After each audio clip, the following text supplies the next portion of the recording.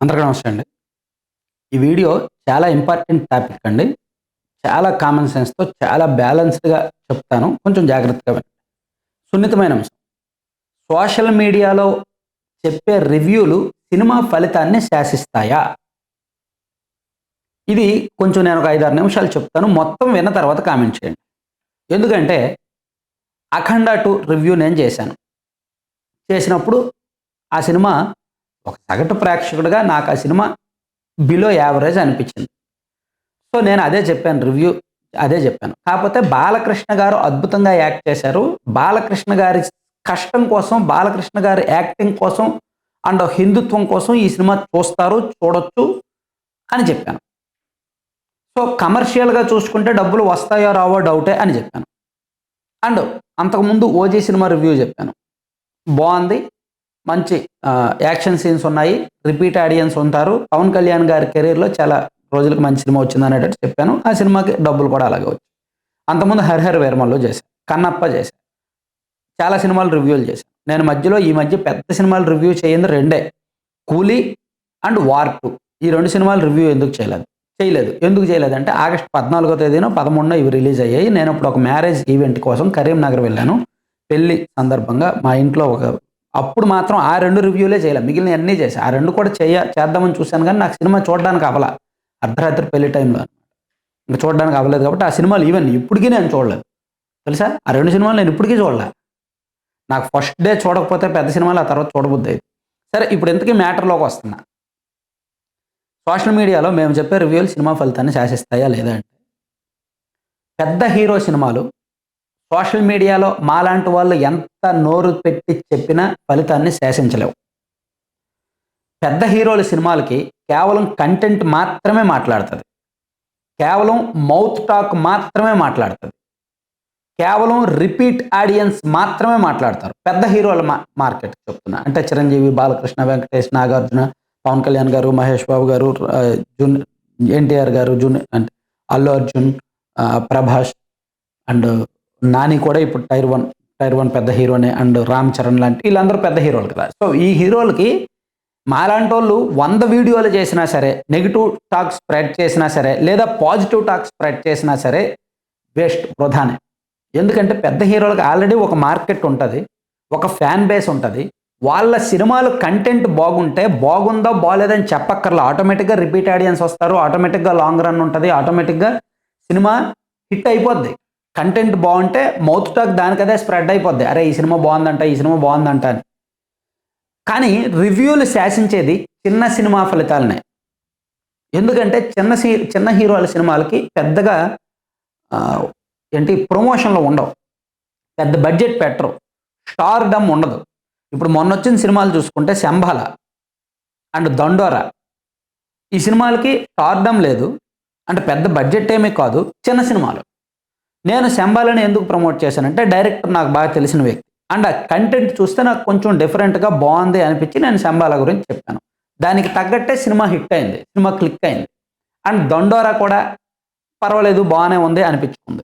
అలాగే 'చాంపియన్' అంటే చిన్న సినిమాలకి ఇచ్చే రివ్యూలు సోషల్ మీడియాలో మేమిచ్చే రివ్యూలు శాసిస్తాయి. చిన్న సినిమా ఫలితాలని శాసిస్తాయి. కానీ పెద్ద సినిమా ఫలితాలని రివ్యూలు శాసించవు. అస్సలు. ఎందుకంటే రివ్యూలే శాసిస్తే చిరంజీవి గారికి ఉన్న స్టార్‌డమ్ ఎవరికైనా ఉందా? పవన్ కళ్యాణ్ గారికి, చిరంజీవికి ఉన్న స్టార్‌డమ్ ఎవరికైనా ఉందా? సో, వాళ్ళ స్టార్‌డమ్‌తో వాళ్ళకి యూట్యూబ్‌లో అనుకూల ఛానెల్‌లు ఉన్నాయి. నెగెటివ్ ఛానెల్‌లు ఉన్నాయి. సో, సాధారణంగా బాగుంది కాస్త సినిమా బావుంది అంటే అనుకూల ఛానెల్‌లో వచ్చే పాజిటివ్ రివ్యూలతో ఇంక సినిమాలు ఎత్తుకెళ్ళిపోవాలిగా. బీభత్సమైన హిట్ అయిపోవాలిగా. కానీ చిరంజీవి గారు ఎందుకు ఈ మధ్య కొన్ని ఫెయిల్ అయ్యాయి? ఇప్పుడు ఆ మధ్య వచ్చిన 'బాలశంకర్' కావచ్చు అండ్ 'ఆచార్య' లాంటి సినిమాలు ఎందుకు ఫెయిల్ అయ్యాయి? కంటెంట్ అండి. అంతిమంగా మాట్లాడేది కంటెంట్. ఇప్పుడు 'పవన్ కళ్యాణ్' గారి సినిమా ఉంది. 'హరిహర వీరమల్లు' బాలేదు. నేను బాలేదని చెప్తే నన్ను చాలామంది 'పవన్ కళ్యాణ్' గారి ఫ్యాన్స్ తిట్టారు. ఆ సినిమా రిజల్ట్ ఏమొచ్చింది? ఫ్లాప్ అయింది. డబ్బులు భారీగా లాస్ అయ్యారు. 'ఓజీ' సినిమా బావుంది. అసలు కూర్చొని అలాగా చూడాలనిపించే సినిమా. ఫస్ట్ నుంచి లాస్ట్ వరకు ఎక్కడ కూడా ఇబ్బంది లేదు. కాకపోతే వయలెన్స్ ఎక్కువైంది. ఫైటింగ్‌లో యాక్షన్ సీన్స్ ఎక్కువున్నాయి. నచ్చిన వాళ్ళకి నచ్చింది. నచ్చేవాడు పదే పదే చూస్తాడని చెప్పాను. అదే జరిగింది. సినిమాకి డబ్బులొచ్చాయి. మరీ భారీగా లాభాలు రాలేదు కాబట్టి కొంతవరకు చాలా వరకు సేఫ్ జోన్‌లోకైతే ఎళ్లారు. ఇక 'అఖండ 2' సినిమా.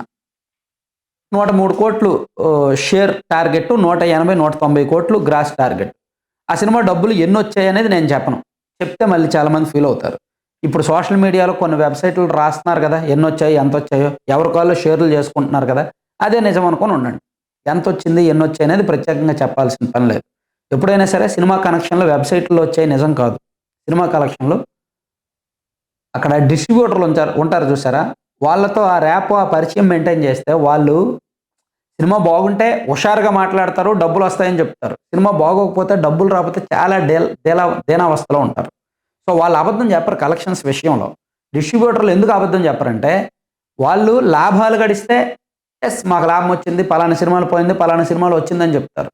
ఏదైనా సినిమాలో పోతే మాకు పోయింది, మేము 12 కోట్లు పెట్టుకున్నాము, కానీ మాకు ఇక్కడ చూస్తే 9 కోట్లే వచ్చింది, 3 కోట్లు లాస్ అయింది అని చెప్తారు.